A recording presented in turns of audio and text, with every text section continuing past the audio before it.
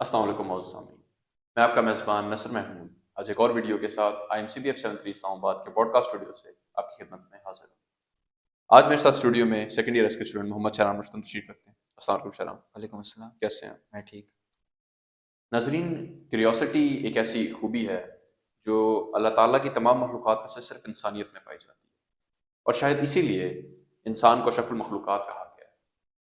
ये क्यूरियोसिटी है जो इंसान को समुंदर की गहराइयों में ले जाती है, जो इंसान को ज़मीन से उठाकर चाँद तक ले जाती है और चाँद से आगे मार्स तक। नाज़रीन, पिछली वीडियो में हम आपको एक दूसरी दुनिया की सैर पर लेके गए थे। आज हम आपको अपनी दुनिया के ही उन तारीक कोनों की सैर करवाएँगे, जहाँ पर कोई इंसान नहीं पहुँचा, जहाँ तक किसी इंसान ने ना देखा, ना कदम रखा। जनाब, सबसे पहले मैं आपसे ये जानना चाहूँगा कि अगर आपने यूनिवर्स को 2 जुमलों में बताना हो, एक्सप्लेन करना हो, आप कैसे करेंगे? देखें, यूनिवर्स बिल्कुल एक समंदर की तरह है जिसकी कोई गहराई नहीं है। और जिस तरह हमारी अभी तक डेवलपमेंट चल रही है, हम बिल्कुल 5% भी नहीं जानते इसके बारे में, और बहुत वसी बिल्कुल, है। मैं आपकी बात से इत्तेफ़ाक करूँगा।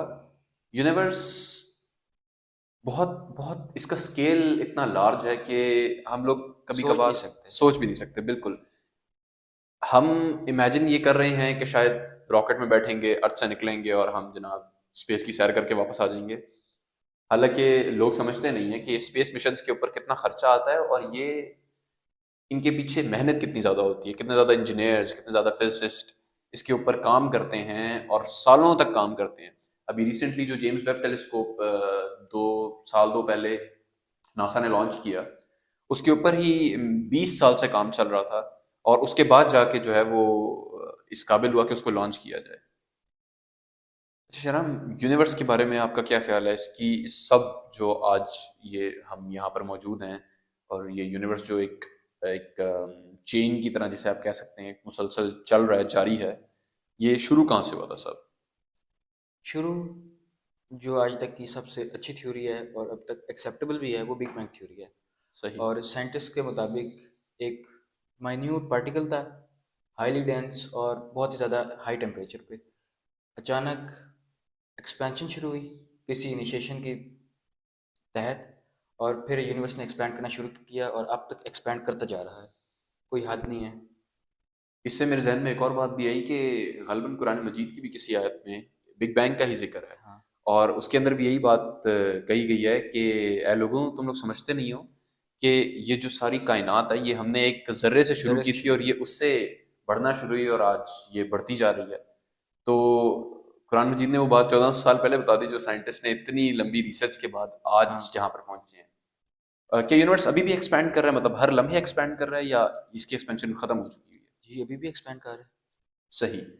तो क्या बिग बैंग के अलावा भी कोई और भी थ्योरी है जो यूनिवर्स की बिगिनिंग को एक्सप्लेन करती हो किसी भी तरीके से बिग या बैंग जो के मानी अलावा जाती हो? थ्योरेटिकल मॉडल्स, हाइपोथेटिकल मॉडल्स पेश किए थे साइंटिस्ट ने, लेकिन ना वो इतने ज़्यादा बेस उनकी स्ट्रांग नहीं है जितनी बिग बैंग की है। और बिग बैंग के जो प्रूफ्स हैं ना, जिस तरह कॉस्मिक बैकग्राउंड माइक्रोवेव रेडिएशन है, वो प्रूव करती है इस बात को। और सही। बहुत ज़्यादा और स्पोर्टिंग स्पोर्टिंग इसमें रेड शिफ्ट भी एक मेरे रेड जहन में शिफ्ट है। भी है, जो सुपरनोवा था। और उसके अलावा जो लाइट पार्टिकल, ये लाइट एलिमेंट्स हैं, वो भी बहुत ज़्यादा हैं। वो भी इस बात को बिल्कुल सपोर्ट सही करते है। हैं। इससे मेरे जहन में भी ये बात आ रही थी कि सबसे ज़्यादा एक्सेप्टेबल थ्योरी, मतलब आप कहना ये चाह रहे हैं कि सबसे ज़्यादा एक्सेप्टेबल थ्योरी और अब सबसे ज़्यादा तक बिग बैंग है। जिसका एविडेंस भी मौजूद है वो जी, बिग बैंग है। बिग बैंग है। सही। तो क्या मल्टीवर्स भी होता है? क्या मल्टीवर्स एग्जिस्ट करता है आपके ओपिनियन में? मल्टीवर्स मैथमेटिकली एग्जिस्ट कर सकता है। क्वांटम मैकेनिक्स भी इस आइडिया को बहुत ज़्यादा सपोर्ट करती है। लेकिन अब बात वही आ जाती है ना कि हम लोगों ने सिर्फ 5% भी एक्सप्लोर नहीं किया। तो हम अभी ये कह नहीं सकते कि एग्जिस्ट करता है कि नहीं करता है। जुटला भी नहीं सकते क्योंकि मैथमेटिकली प्रूव्ड है। लेकिन हम इसे प्रूव नहीं कर सकते क्योंकि हम फिल वक्त उस लेवल पे पहुंचे ही नहीं है जो दरकार है। सही। तो अगर अगर वो मल्टीवर्स हो तो आपके ख्याल में वो किस किस्म का होगा? क्या अल्टरनेट टाइमलाइंस होंगी? क्या जैसे एक थ्योरी कह लें या एक सोच जो बनी हुई है, ख्याल जो बना हुआ है मल्टीवर्स के बारे में, वो ये है कि एक आदमी डिफरेंट यूनिवर्सेस में, मल्टीवर्स के अंदर हर यूनिवर्स में ज़रा सा मुख्तलिफ होता है। यानी कि हमारी लाइफ में जो हम चॉइसेस मेक करते हैं तो उससे ऑल्टरनेट टाइमलाइन जिस तरह निकल रही होती है कि अगर हमने एक चॉइस मेक की तो उससे एक यूनिवर्स चल रहा है और अगर दूसरी चॉइस मेक की होती है उससे दूसरा यूनिवर्स चल रहा होता है। कैसे आपके ख्याल में? या इससे कुछ डिफरेंट है? मल्टीवर्स का ना आइडिया बहुत ब्रॉड है, और अगर हम इस बात को सिर्फ एक्सेप्ट कर लेते हैं कि मल्टीवर्स एग्जिस्ट करता है ना, तो उसके अंदर बहुत सारी चीज़ें आ जाती हैं। पैरेलल यूनिवर्सेस आ जाते हैं, एंटी मैटर के भी आ सकते हैं, और उसके अलावा अल्टरनेट टाइमलाइंस हैं। और क्वांटम मैकेनिक्स ये भी सजेस्ट करती है कि जो भी इवेंट होता है ना, वो एक अलग ब्रांच निकाल देता है हमारी यूनिवर्स की, जो कि मल्टीवर्स का हिस्सा बन जाती है, और वो आगे के जो इवेंट्स होते हैं वो किसी और तरीके से प्रोग्रेस करते हैं। मतलब हमारी हिस्ट्री डिफरेंट है, उनकी डिफरेंट होगी, किसी यूनिवर्स की डिफरेंट होगी। और कुछ ये भी कहते हैं इन्फ्लेशन, इटरनल इन्फ्लेशन, यानी यूनिवर्सेस के भी बबल्स हैं, उनके अपने फिजिकल लॉज भी हैं और डिफरेंट हैं वो सही। बिल्कुल। सही, मतलब आप कहना चाह रहे हैं कि डिफरेंट यूनिवर्सेस के डिफरेंट लॉज भी हो हाँ, सकते हैं। लॉज भी हो सकते हैं फिजिकल। एंटी मैटर यूनिवर्स क्या एग्जैक्टली चीज है, थोड़ा सा अगर आप एक्सप्लेन कर सकें। एंटी मैटर यूनिवर्स बेसिकली एक बबल है यूनिवर्स का, जो एंटी मैटर से, प्योर एंटी मैटर से बना हुआ है, जिस तरह हमारा मैटर से बना हुआ है इस वक्त, और जिसमें एंटी मैटर बिल्कुल भी एग्जिस्ट नहीं करता, यानी हमें आर्टिफिशियली बनाना पड़ता है, और हमने भी डिस्कवर नहीं किया कि कहीं नेचुरली एग्जिस्ट करता है, क्योंकि अगर वो करेगा तो वो एनाइलेट हो जाएगा। बिल्कुल इसी ऐसा ही। तरह ये। सही। ठीक है। और एंटी मैटर यूनिवर्सेस भी हो गए। ये जो आपने बात की कि उनकी हिस्ट्री डिफरेंट हो सकती है, इससे जी। मेरे जहन में एक पॉसिबिलिटी आ गई कि हो सकता है कि एक ऑल्टरनेट यूनिवर्स के अंदर वर्ल्ड वॉर 2 जो है वो नाजी जर्मनी जीत गया और हाँ। हम ये अलाइड पावर्स जो थी वो हार गई हों। ऐसा भी हाँ, पॉसिबल है, शायद कोई बहुत ऐसा कुछ यूनिवर्स भी पॉसिबल है। हो। ठीक। अच्छा, सिंगुलैरिटी की हमने बिग बैंग में बात की। इस सिंगुलैरिटी का जिक्र ब्लैक होल के ताल्लुक से भी बहुत ज्यादा आता है। जी। तो ब्लैक होल के हवाले से सिंगुलैरिटी की क्या सिग्निफिकेंस है? सिंगुलैरिटी एक तरह से डेंस पॉइंट है ब्लैक होल का, और जितने भी इवेंट होराइजन से अंदर लाइट जाती है या फिर जो भी ऑब्जेक्ट जाता है, वो कोलैप्स हो जाता है और उस जगह इकट्ठा हो जाता है, और वहाँ पे ना फिजिकल लॉज बिल्कुल ब्रेक कर जाते हैं सही। सिंगुलैरिटी में। और साइंटिस्ट इसी बात पे थोड़ा आर्ग्यू भी करते हैं कि फिजिकल लॉज ब्रेक कर सकते हैं, तो हम इसे अंडरस्टैंड कैसे कर सकते हैं, हमारी तो ये अंडरस्टैंड करने की एबिलिटी खत्म हो जाती है इधर जाके। बिल्कुल, हमारी मतलब जो अंडरस्टैंडिंग है वो जी। फिजिकल लॉस की बेसिस के ऊपर ही है। तो अगर कोई तो फ्रेमवर्क नहीं होगा हाँ, तो हम अंडरस्टैंड कैसे करेंगे उसे? हाँ और बिल्कुल ऐसा ही फिजिकली है। हम ऑब्जर्व भी नहीं कर सकते, क्योंकि बहुत सी ज़्यादा एक्सट्रीम कंडीशंस हैं। हम सिर्फ थ्योरेटिकली उसे फिल वक्त गैस कर सकते हैं। क्या हम ब्लैक होल के अंदर जा सकते हैं? कोई मशीन या इंसान खुद जा सकता है? फिल वक्त जो ब्लैक होल्स हैं सबसे करीब तरीन है, वो भी बहुत दूर है, और अगर हम कोई स्पेसशिप भी लॉन्च करेंगे तो बहुत ही टाइम लगेगा उसमें, और अगर चले भी जाए तो बचना तो नामुमकिन है, ब्लैक होल ने खा जाना है। सही। सही। जो ब्लैक होल है, जी। हमें पता है कि वो अपने गिर्द की जो चीजें होती हैं उनको बहुत स्ट्रॉन्ग तरीके से अपनी तरफ खींचता है और उनको सक इन करने की कोशिश करता है। तो क्या कोई ऐसी फोर्स है आया उसके अंदर, या कोई कोई लॉ है, या क्या चीज़ है एग्जैक्टली जो ब्लैक होल को ऐसा बनाती है कि वो अपने इर्द गिर्द की चीज़ों को अपनी तरफ खींचे? इस बात को अंडरस्टैंड करने के लिए हमारे लिए ज़रूरी है कि हम समझें कि ब्लैक होल बनता किस तरह है। और हमें पता है कि ब्लैक होल तब बनता है जब एक मैसिव स्टार का फ्यूल ख़त्म हो जाता है, और वो सही। अपने ओन वेट के अंदर कोलैप्स कर जाता है, और उसके बाद ब्लैक होल बनता है, और वो हर चीज़ को शक करना शुरू कर देता है। सही। तो ये जो आपने बात की कि स्टार उसका फ्यूल खत्म हो जाता है, इसका जी। मतलब बेसिकली ये है कि उसके अंदर फिशन रिएक्शन या फ्यूजन रिएक्शन, जो न्यूक्लियर रिएक्शंस उसके कोर में या उसकी सरफेस पे हो रहे होते हैं, वो वो ख़त्म हो सस्टेन नहीं जाते हो हैं, पाते। सस्टेन नहीं हो पाते। सही। तो वो अपने अंदर कोलैप्स ग्रेविटी की वजह से करता है। ग्रेविटी की वजह से। ठीक है। और इसी ग्रेविटी की वजह से फिर वो ब्लैक होल भी जो है वो अपने इर्द गिर्द की चीज़ों को इसी अपनी तरह, तरफ। क्योंकि अ, इफेक्ट्स बहुत ज़्यादा एक्सट्रीम हो जाते हैं, और उसके बाद फिर उसकी जो प्रॉपर्टीज हैं वो डिफरेंट हो जाती हैं, फिर वो हर चीज़ को शक करना शुरू कर देते सही। इवेंट होराइजन क्या चीज़ है? हैं। इवेंट होराइजन ब्लैक होल का वो पार्ट है कि जिसके अगर पार गुजर गए तो वो आपको खींचना शुरू कर देगा। सही। यानी कि पॉइंट ऑफ नो एस्केप हम इसको कह हाँ। सकते हैं कि मतलब इससे बाहर बाहर तो शायद कोई चांस हो हाँ, लेकिन बचने का। इसके जब ले, करीब आ गए तो ये आपको खींच लेगा अंदर। ठीक है, मतलब जब जैसे आपने उसको टच कर लिया, हाँ, फिर इसके लाइट साथ भी इन एस्केप कांटेक्ट नहीं आ कर गए तो सकती। फिर आप नहीं एस्केप कर लाइट भी सकते। एस्केप नहीं कर सकती। सही। तो क्या यही वजह है कि हम ब्लैक होल्स को देख नहीं सकते ऐसा, जिस तरह हम चीज़ों को देखते हैं, कि लाइट भी एस्केप नहीं कर पाती है इवेंट होराइजन को? लाइट एस्केप नहीं करती, लेकिन कुछ लाइट है जो बेंड हो जाती है। ठीक। और ब्लैक होल्स का हम इस तरीके से भी पता लगा सकते हैं, क्योंकि वो रिलीज करते हैं, स्टीफन हॉकिंग ने एक टर्म यूज़ की थी, हॉकिंग रेडिएशन, वो रिलीज करते हैं ब्लैक होल्स। हम उनसे उन्हें डिटेक्ट कर सकते हैं गैमा रेज से। ठीक। तो ये जो लाइट बेंड होती है, ये फिर हम लाइक दूसरी साइड पे, मतलब अगर एक ऑब्जर्वर है, वो एक जगह देख रहा है, जाहिर सी बात है ब्लैक होल उसको कहा इसलिए जाता है कि वो एक अंधेरी जगह है। जी। तो अगर लाइट उसके पीछे से फॉर इंस्टेंस आ रही है और वो बेंड होके हम तक पहुंचती है, तो हमें इससे अंदाजा होगा कि यहाँ पे शायद कोई चीज़ है छुपी हुई। हम कंडीशंस को देख के गैस कर सकते हैं, लेकिन पर बिल्कुल पिन पॉइंट नहीं कर सकते कि यहाँ पे ब्लैक होल है, क्योंकि और भी बॉडीज होती हैं, वो भी लाइट को रिफ्लेक्ट करती हैं। अच्छा, स्पेस टाइम पे इससे नहीं। एक और भी सवाल उठता है, आपने कहा स्टार्स जब कोलैप्स, बहुत मैसिव स्टार्स जी। जब कोलैप्स करते हैं तो ब्लैक होल बनता है। क्या हर स्टार जो कोलैप्स करता है वो ब्लैक होल बन जाता है या नहीं, सिर्फ कुछ बनते हैं? कुछ बनते हैं जो बहुत ज़्यादा मैसिव होते हैं, और सही। कुछ वाइट ड्वार्फ्स बन सकते हैं, बिल्कुल प्लेन बॉडीज। इससे ज़रूरी नहीं है मेरे कि जहन ब्लैक में होल्स एक और भी बने। चीज़ है, न्यूट्रॉन स्टार्स भी बन जाते हैं कुछ गाल में। जी, न्यूट्रॉन स्टार्स भी बन जाते हैं। हमारा सन ब्लैक होल बन सकता है? ब्लैक होल बन सकता है। उसके लिए बहुत बड़ा होना ज़रूरी है, इसकी पॉसिबिलिटी आती है मिनिमम, लेकिन ना होने के बराबर है ना वो, होने के बराबर है। कि हमारा सन कभी मतलब हाँ, ब्लैक होल बन उसके जाए। लिए मैसिव रेड जायंट चाहिए। सही।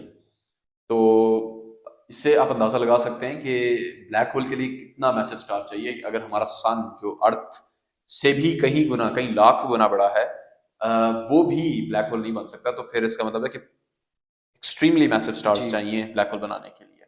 ब्लैक होल की टाइप्स भी होती हैं या क्लासेस भी होती हैं कोई, जिनकी बेस पे हम उनको डिफाइन कर सकें। जैसे मैंने एक टर्म सुनी, सुपर मैसिव ब्लैक होल्स, या सिंपल ब्लैक होल्स भी होते हैं। वैसे ये एक प्रॉपर क्लासिफिकेशन तो कोई नहीं है, लेकिन ब्लैक होल्स को ना उनकी जो साइज़ है उसके मुताबिक ना कैटेगराइज किया गया है।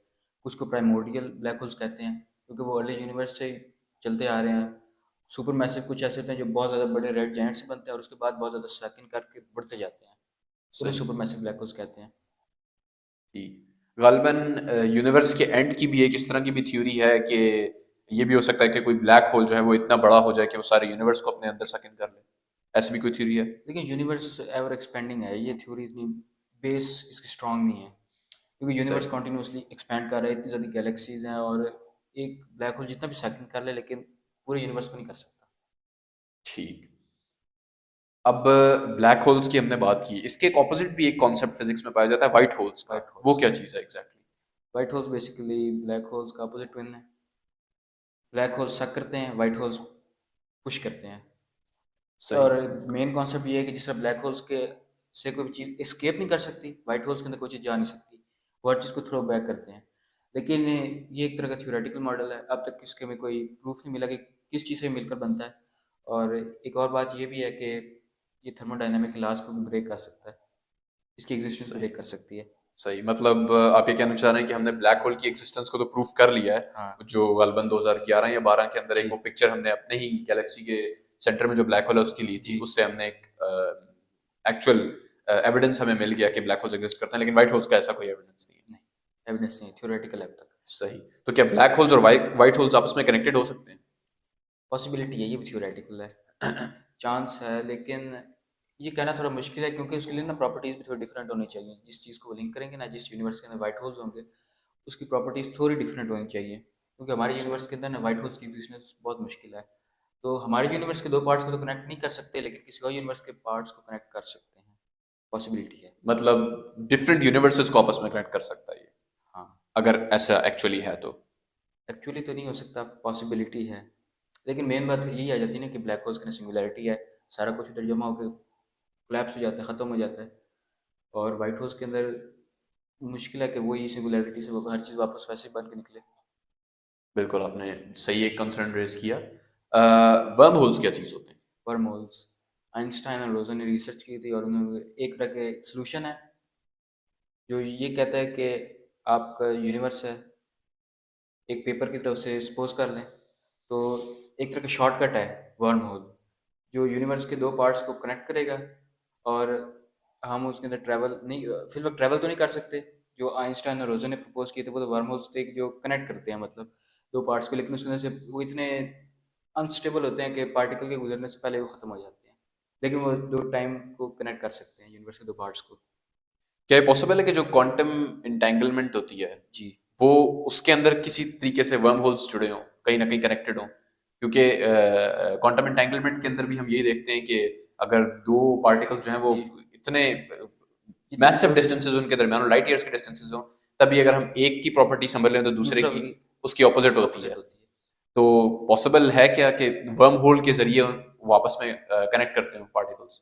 वर्म होल के लिए ज़रूरी है कि ना हमारे पास नेगेटिव एनर्जी या मास होना चाहिए जो उसे पुश करे, और ट्रांसवर्सिबल बनाने के लिए हमें ना इसके लिए रिसर्च करनी पड़ेगी, और एक टर्म यूज़ होती है एक्सोटिक मैटर, सही। जो कि वर्म होल्स को पुश करेगा और टाइम देगा उसके अंदर से ट्रैवल करने के लिए।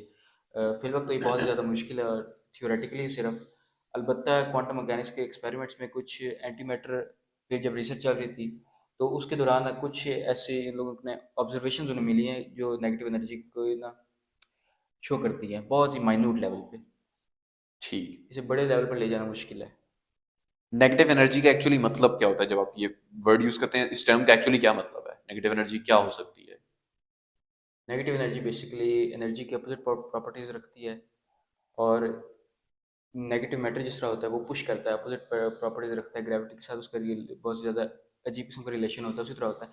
और इसे बेसिकली हम लिंक करते हैं डार्क एनर्जी से, सही। जो कि ग्रेविटी के खिलाफ एक्ट करती है और हमारे यूनिवर्स की एक्सपेंशन में बहुत बड़ा रोल प्ले कर रही ठीक, आपने जो शुरू में बात की थी कि हम सिर्फ 5% अपने यूनिवर्स को एक्सप्लोर कर है चुके जी। हैं, वो गलबन इसी से है कि हम जो बाकी 95% हिस्सा है वो डार्क डार्क मैटर। मैटर और डार्क एनर्जी पे से हाँ, कंपोज है, उसका बना हुआ है। 68% डार्क एनर्जी और 27% गालिबन डार्क मैटर है। सही। बहुत सामीन, इसी के साथ पार्ट वन अपने खत्म को पहुंचा। इंशाल्लाह पार्ट टू के साथ आपकी खिदमत में दोबारा हाजिर होंगे। अल्लाह हाफिज।